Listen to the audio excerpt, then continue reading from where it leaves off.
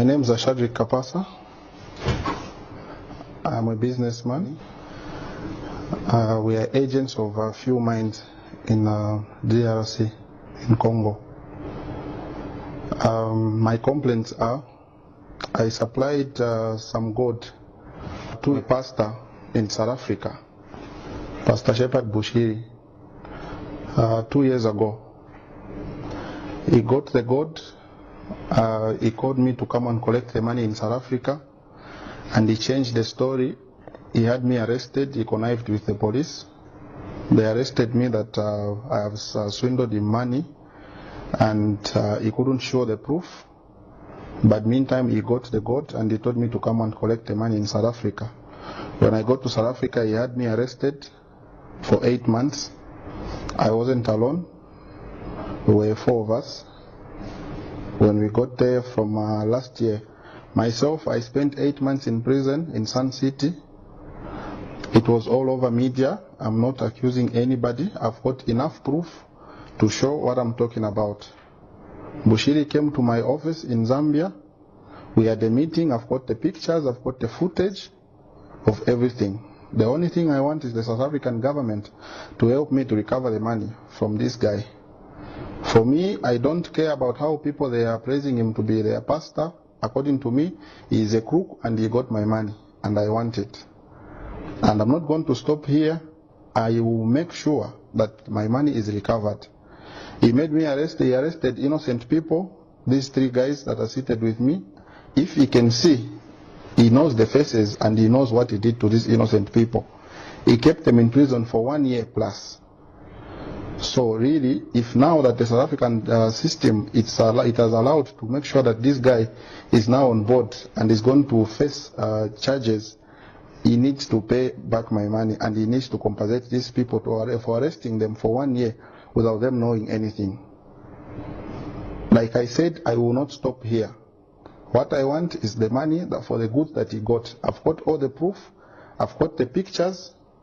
I've got the emails. I've got the messages from his phone and my phone. So it's not that there was a mediator between me and him. What he did was, he told me to go to South Africa. When you arrive, you call me. When I arrived in South Africa, I called him. He said, I'm a bit busy. I'll send my people to see you. Go to Michelangelo. That's when we went to Michelangelo. He said, okay, wait there for an hour. The money will be coming. When we were waiting for the money, it's the time that the police came and they arrested me for fraud. And I am not a fraudster. What I want is my money. He knows where he got the things and he knows how he shipped. I've got the information, even the time that he came with his jet in Zambia. I've got everything. So if he's going to prove, or if he wants to say no, I've got enough proof to prove what I'm saying. What I want is the money, and that's all. So I'm appealing to the South African government. I need help. Because this guy, according to me, he told me I cannot do anything to him. He's untouchable. If I step my foot in South Africa, he will kill me. Currently that we are talking, my passport is blocked. I cannot go to South Africa.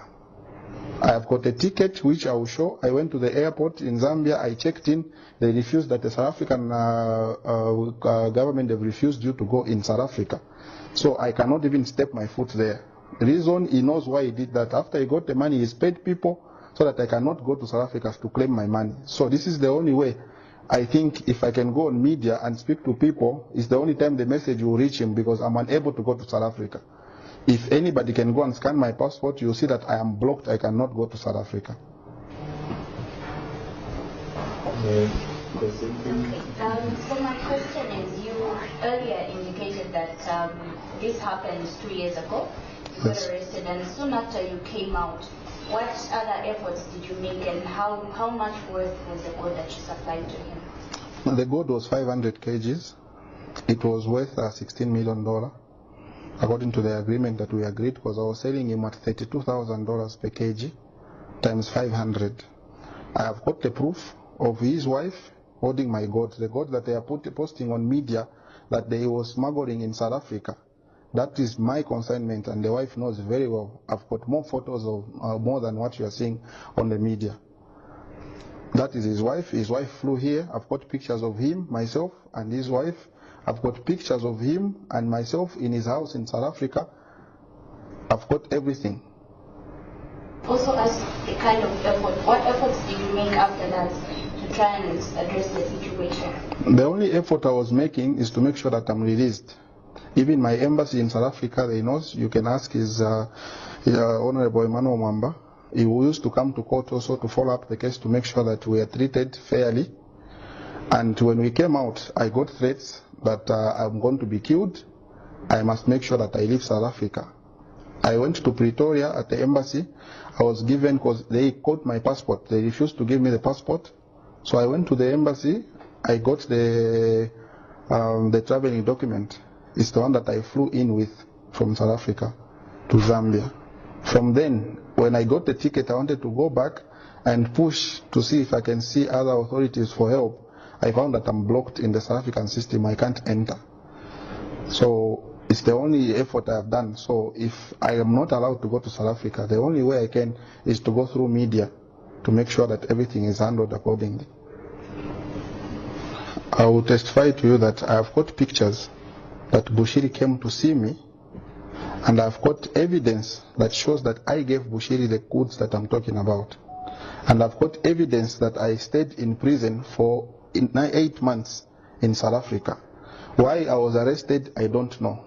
The only thing is I got acquitted at the court, commercial crime court where I was. They acquitted me. They said, we don't have evidence that really Bushiri gave you the money that is claiming. And yourselves, what we have seen is you don't have a problem. You can go back to your country. So if really I'm claiming, there is no way I can claim the court. There is no way I can claim the documents, everything that I'm talking to you. If you can ask, Sun City is the prison in South Africa. My record and my names are there. I was in prison for 8 months. I have a contract that we signed. It wasn't a street business. We signed the contract. When I got to South Africa, he told me we should go to the South African High Court in Pretoria. We should go and have the contract notarized, which he sent me with his people. We had the contract notarized and the invoice were raised for him to pay the money. So he said, okay, the only way I'm not going to manage to pay you, will you come here so we can have the contract notarized and everything. That's what made me to go to South Africa. Without knowing that, for me, I thought I'm going to see a businessman who came, and I have supplied. Anywhere when you supply goods, you don't get money first. You supply the goods and then you get the money after. If it was a cash transaction, I would have told him to come with the money and then we exchange. But it was a contract. I worked according to how everybody works. And any company, we don't do cash business in such transactions.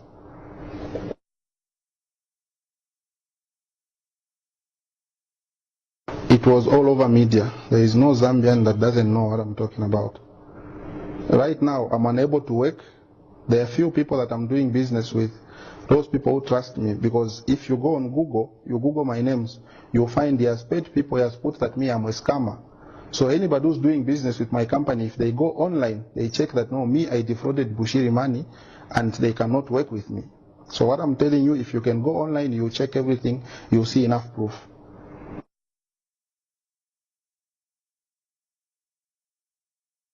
My advice is they should not trust the guy. If he's a businessman, let him do business in a proper way. He should stop injuring people. He should stop. I cannot say no, people shouldn't deal with them, because I don't know other transactions that he does with people. But where commodities are concerned, they should make sure they should take necessary measures to see that this person they are dealing with has got a background of what he has done to people. They must be very careful, because he's not somebody that you can trust with anything. I'll be honest with you, concerning what I want from Bushiri, I do not expect any Zambian who goes to Bushiri's church to comment. Because the only people I will see, it's them and not Bushiri. Because as it is now, I cannot see Bushiri. So whoever, I am not warning them and it's not a threat. I am advising them to just keep quiet and let the law take its course. Because no matter what they are going to write on media, no matter insults they are going to put, it will not help them. It will only make sure it will put their prophets in problems. Because I'm not going to end here, like I said. I will use all necessary measures. If it means we should go to the International Criminal Court, which we think all of us will be taken there, I am willing to do that. Well, my name is Daniel Bushiri. I was together with Mr. Kapasa there in prison. We got arrested like he told you.